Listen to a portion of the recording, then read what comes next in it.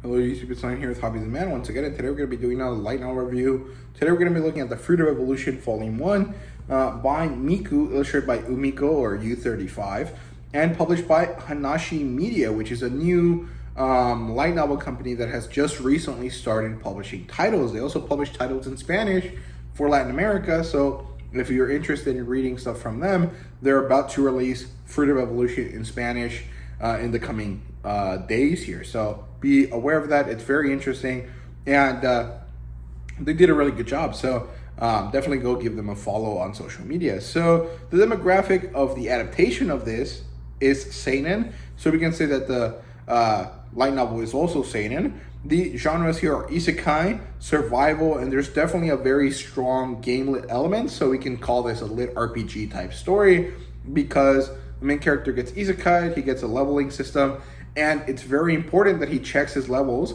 and that he checks his stats and all of that stuff throughout the story. So this is definitely a lit RPG story of the isekai persuasion. So yeah, in terms of adaptation, it does have an anime on Crunchyroll, and it does have a manga, but I don't think the manga is available in English in any form, so be aware of that. But I did see the other day on Crunchyroll that there was the anime for it was available there. And yeah, the premise is basically there's this guy, his name is Seiichi, and he's a top tier loser. He is alone in this world. He has a lot of, I think he has a good amount of money, but his family, all of the surviving members of his family, don't really care about him. They care about his money, and so he decides to live on his own so that he can have that for himself instead of, being used for it. And he also goes to this school that's full of idols and attractive people, and he's actually decidedly not attractive. He's kind of ugly, he has horrible BO, and he's fat. So he kind of loses, and he's basically the biggest loser in Japan. And he and his whole class, as well as other classes in his school, get isekai to this other world. However, there's different levels as to how this happens. There's different ways in how it happens. And so most of his classmates end up being hero summoned, whereas he just gets plopped down into the other world by God and given basically like a cheat skill to compensate for the fact that he was basically left alone, and that's all there is to it. And he has to deal with this situation and survive. But this doesn't really get like edgy the same way that Arifureta or what's it called? What's the other series that I reviewed on the channel?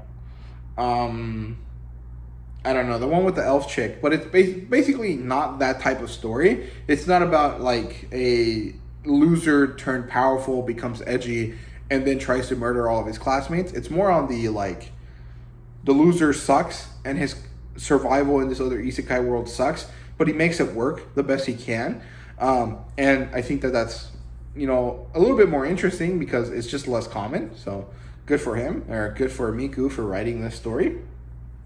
And the plotline here is like pretty basic. We get introduced to Seiichi, we get introduced to the isekai situation, and then everyone gets isekai'd respectively. Then Seiichi has to survive through this forest. He battles some monkeys, he fights an ash wolf, he battles some spiders at some point, and then he meets this gorilla girl who is basically the crux of the story. Like everything you see about the book, the cover, all of the fanservice pages at the beginning of the book are all about this beautiful girl with red hair who happens to also be a gorilla. And the reason that she becomes a human is because of the Fruit of Evolution, which is a plot point. And so he meets this gorilla, and they battle, and the gorilla decides that he's a strong, powerful ape, and so she's gonna marry him, and she can actually talks to him and stuff. And he basically gets pulled into playing house with her for a while, and eventually misunderstandings happen. Seiichi goes one way, and the gorilla follows him to try to save him, and the big battle happens. And so it's actually quite good. Like that part of the story, the big battle is really good. Everything else is pretty mild, or pretty, whatever. It's like enjoyable, it's easy to read, but it's not like something I love. Then the story ends and we get a side story, which is the isekai initial situation, the initial isekai situation for all of his classmates. And we get to see that Seiichi is a loser, but he actually still had some friends, and they actually look out for him when he's not around, and they take care of all of the other people that hate him for no reason. And so I actually quite like that. I thought that was a good little touch there. And yeah, that's basically it for the plot line. In terms of characters, we basically have Seiichi and Saira, which is the gorilla girl, and then a bunch of his classmates that don't become relevant until the side story and are only slightly relevant in the introduction. But the vast majority of the book is basically just Seiichi by himself. Then he gets introduced to Saira, or Ciara. I can't remember her name exactly. I can't remember what spelling it is. And then there's this big bad guy who I can't remember the name of, but he's basically like a Lich King or of some sort. And there's this guy called Sheepsan, which is a dungeon operator. And that's basically all of the characters that are available that are relevant to the story. And Seiichi really isn't a very attractive character in any sense. Not because he's a loser or fat or, ugly or anything like that, but his thought process is very depressed. And then when he meets Saira, he's actually a really shitty guy to her, even though she is like doing her best and being very nice to him. And then he flips on that eventually for like a relatively good reason, but I feel like at that point it's a little bit too late. And so I never end up liking Seiichi. I feel bad for him initially, and then I think he's an asshat, and then like I'm ambivalent towards him. Whereas with Saira, I quite like her character. I think she's really funny initially, and then I really feel bad for her for how badly Seiichi treats her. So I don't really have a connection with any of these characters, even though I do have some emotional like reactions to them. And so I'm not sure that I'm really invested in this story, but at the same time, I feel like there's a lot of potential for it, and I'm really interested to see where that goes. Mostly because I really like Saira. I just don't really find Seiichi to be all that interesting, and I like the good characters that are his classmates, like the good classmates, the ones that are actually his friends. I'm pretty interested in what they have to do because they're in a really shitty situation in the side story. So, will I continue this book? I think the answer is yes, but it's kind of a tough sell because I really don't like Seiichi, right? So, yeah, in terms of world building, it's mostly just a lot of game mechanics. You get introduced to the isekai situation, which is a god, and then the god's energy gets hijacked for the hero summoning that this other world did, because they did it en masse, like they did it a bunch of times.